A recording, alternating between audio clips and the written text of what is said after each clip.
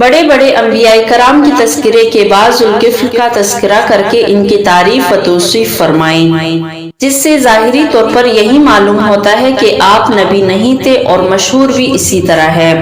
لیکن بعض لوگوں کا خیال ہے کہ وہ نیک اور عدل و انصاف کرنے والا بادشاہ تھا۔ آپ نے اپنی قوم کے معاملات نمٹانے اور ان کے درمیان عدل و انصاف قائم کرنے کی ذمہ داری اٹھائی، اور ایسا کیا بھی، جس سے آپ کا نام ذوالکفل یعنی کفایت کرنے والا، ذمہ داری اٹھانے والا پڑ گیا۔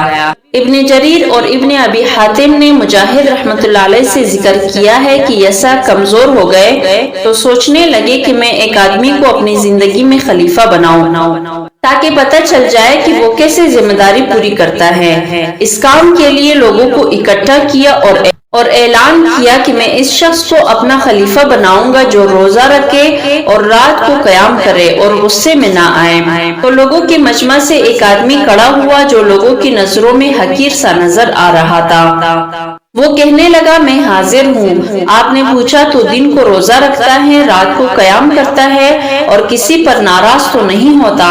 کہنے لگا نہیں۔ پھر اگلے دن لوگوں کو اکٹھا کیا اور وہی سوال دہرایا تو سب خاموش رہے۔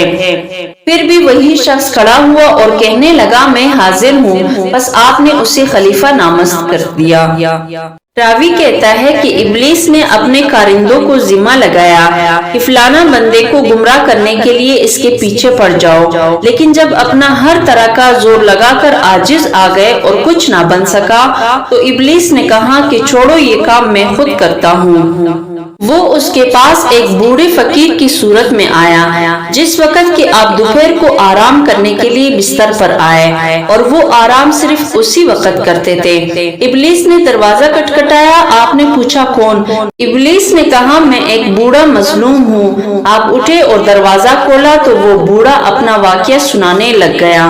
وہ اس طرح کہ میرا اور میرے قوم کا آپس میں جھگڑا ہوا ہے اور انہوں نے مجھے اس طرح اور اس طرح کہا ہے، اور بات اتنی لمبی کر دی کہ شام کا وقت ہو گیا اور آپ کے آرام کا وقت گزر گیا۔ تو آپ نے فرمایا کہ میں شام کو بیٹھوں گا اور آپ کو آپ کا حق دلا دوں گا۔ یہ بات کر کے بوڑھا ابلیس چلا گیا۔ آپ مجلس میں گئے تو اس بوڑھے کو دیکھتے رہے مگر وہ نظر نہ آیا۔ پھر آپ اگلے دن صبح کو مجلس میں بیٹھے اور اس بوڑھے کو دیکھتے رہے مگر وہ نظر نہیں آیا۔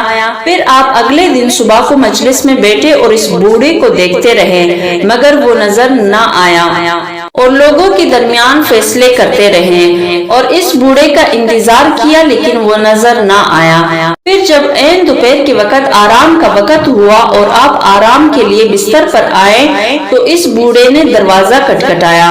آپ نے کہا کون ہے؟ اس نے کہا بوڑھا مظلوم ہوں۔ آپ نے دروازہ کھول دیا اور اس سے کہا کہ میں نے تجھ سے کہا نہیں تھا کہ جب میں مجلس میں بیٹھوں تو میرے پاس آنا؟ اس نے کہا کہ وہ گندے لوگ ہیں۔ جب ان کو پتہ چلا کہ آپ نے فیصلہ کے لیے مجلس میں بیٹھنا ہے تو وہ لوگ کہنے لگے کہ ہم آپ کو آپ کا حق دیتے ہیں۔ جب آپ مجلس سے اٹھ کھڑے ہوئے تو پھر ان لوگوں نے انکار کر دیا۔ آپ نے فرمایا اچھا پھر شام کو میرے پاس آنا۔ اس طرح اس دوسرے دن بھی آپ کے آرام کا وقت جاتا رہا۔ پھر آپ شام کو اپنی مجلس میں گئے لیکن وہ بوڑھا پھر بھی نظر نہ آیا اور آپ اس کا انتظار کرتے رہے۔ اب آپ پر نیند غالب آ رہی تھی۔ آپ نے اپنے گھر والوں سے کہہ دیا کہ اب دروازے کے قریب کسی کو نہ آنے دینا تاکہ میں آرام کر سکوں کیونکہ نیند مجھے ستا رہی ہے۔ اب وہ وقت آیا تو پھر وہ آ گیا۔ دربان نے کہا کہ پیچھے جاؤ۔ اس نے کہا کہ میں کل آیا تھا اور میں نے اپنا معاملہ ذکر کیا تھا۔ دربان نے کہا کہ اب ایسا نہیں ہو سکتا کیونکہ انہوں نے سختی سے منع کر رکھا ہے کسی کو نہ آنے دینا۔ جب بوڑھا عاجز و تنگ آ گیا تو اس نے گھر کی چھوٹی سی کھڑکی دیکھی تو وہاں سے اندر جا کر اس نے اندر کا دروازہ کھٹکھٹانا شروع کیا۔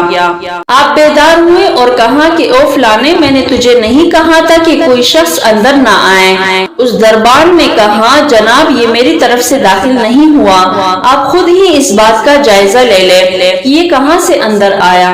تو آپ اٹھ کھڑے ہوئے اور دیکھا کہ دروازہ اسی طرح بند ہے جیسے اس نے بند کیا تھا، لیکن آدمی پھر بھی گھر میں موجود ہے۔ تو وہ سمجھ گئے کہ یہ کون ہے۔ تو آپ نے اس سے کہا کہ تو اللہ تعالیٰ کا دشمن ہے، اس میں اس نے کہا کہ ہاں میں آپ کو غضبناک کرنے کی ہر طرح کوشش کی لیکن ناکام رہا، بس اللہ نے ان کا نام ذوالکفل رکھا کیونکہ انہوں نے جو وعدہ کیا تھا وہ انہوں نے پورا کر دیا۔